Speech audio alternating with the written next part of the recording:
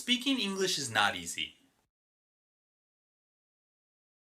The best way to get better is to practice speaking with other people or in a class. But you can't always find a person to practice with or a class to take. So, how can you practice speaking English alone? I will explain 3 ways to improve your speaking when you are alone. The first way is to read aloud. It's very simple and easy to do. If you read aloud, then your tongue gets used to making the sounds in English. You get comfortable saying the words. So when you actually speak English, it will be easier for you. So the next time you are reading at home, try reading a few pages in a loud, clear voice. It is like practicing dance steps at your home. If you do it enough, then later you can do it without thinking about it. The second way is to do shadow reading. You will need a text and audio for this one. For shadow reading, you will listen and speak at the same time. So as you listen to the audio, read the text aloud. Don't just read in your head.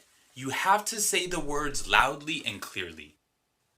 Try to follow the pronunciation and speaking style of the speaker. This is really hard to do and you will not be able to do it perfectly. But that is okay. If you keep practicing, then it will get easier. I recommend choosing a short text. It should not be longer than 30 seconds. And you should practice more than once. It is best if you practice each one 5 or 10 times. This way you get used to saying the same sentences and words.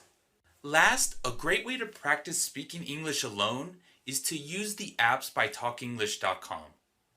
The English speaking practice app is great for beginners and intermediate learners, and the English conversation practice is great for intermediate and more advanced learners.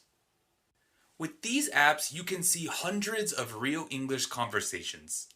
You can listen to native speakers and hear clear pronunciation. You can practice shadow reading. You can use the practice conversation feature to actually do one part of the conversation.